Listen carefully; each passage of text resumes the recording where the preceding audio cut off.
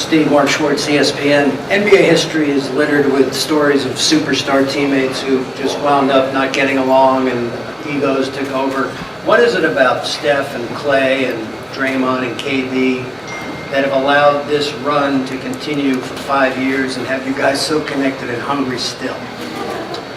I guess every situation is unique and different. I think what's unique about our team is that these guys all play so dramatically differently, in terms of the way they approach the game. Draymond is such a versatile defender and a guy who pushes the ball in transition. Clay, one of the best on-ball defenders in the game, and a great shooter. Steph, on and off ball wizardry. I mean, they all complement each other so well, and they basically come up together. They're pretty close in age and get along well, but they love playing together. And they complement each other and have grown and been through a lot of things together. So the bonds have only grown stronger. President Pratt, almost inflamed. Your first playoff run in 2015, you guys fell behind in 2 different series. As you look back, did that feel substantially different than it does now when you fall behind? And were your interactions with players and coaches different just because you guys hadn't been through it before at that time? Yeah, I think so. When you haven't been through it before as a group, there's an unknown that you have to account for, and you have to sort of take a leap of faith each decision that you make, each move that you make. You have to trust each other, not having the history behind you to really have earned that trust. So you're really trying to grow together. At this stage, we've talked about this, but we've been through everything together, and I think there's a really strong bond of faith and trust in one another. So the players trust the staff and vice versa. The players trust each other, and there's no finger pointing. There's just, hey, let's get better and let's watch the tape and let's see where we can make improvements. Tim on the left side. Tim Calcon, The Athletic. Since Durant's been out, you've gone to Draymond at center with a small ball lineup. Is that something you just probably can't do much without Durant in there, or is that something you've contemplated to do without Durant? It's much different, without Kevin. Each guy in that lineup has to take on a different role, and so you think about who would replace Kevin in that lineup, and you've got your options and your alternatives, but we obviously feel that other lineups make more sense, so that's why we go a different direction. Over here in the second row. Steve, obviously the shirt you're wearing and the politics of you and the team has been no secret. Is there a little bit more meaning to that with former President Obama here? Actually, I wasn't aware that he was coming until a little while ago. The shirt has everything to do with the tragedy in Virginia Beach a couple days ago, yesterday, 2 days ago.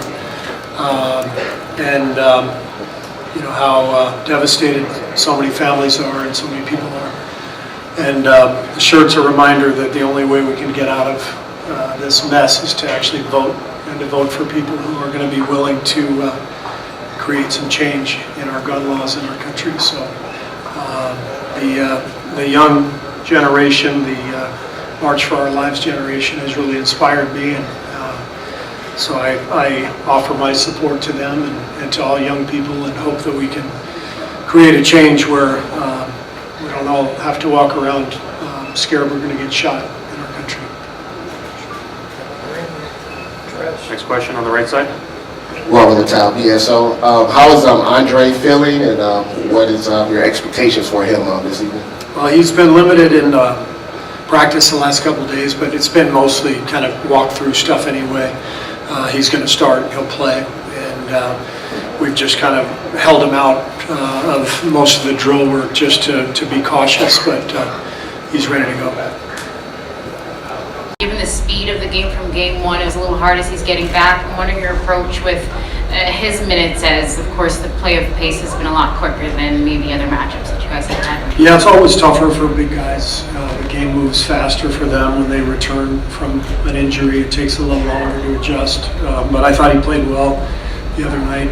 8 minutes, he generated some points for us, made a couple steals. So he was effective, and we will look at different possibilities, different matchups, and you can see a little bit more tonight. Second row on your right.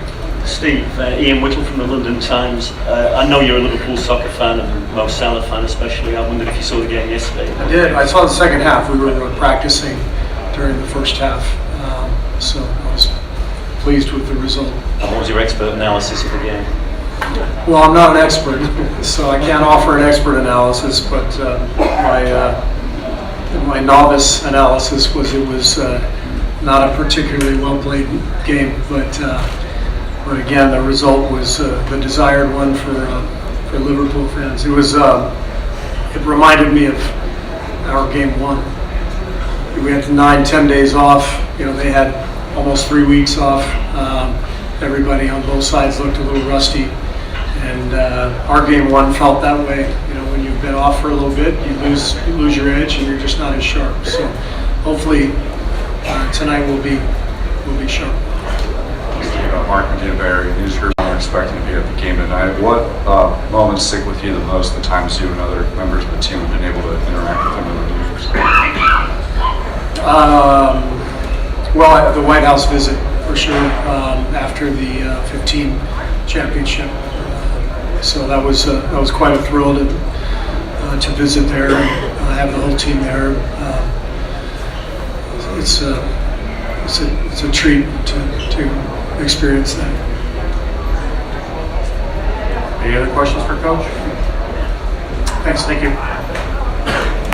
Just a reminder, we'll have a press conference here at approximately 6:45 for the NBA Coaches Association.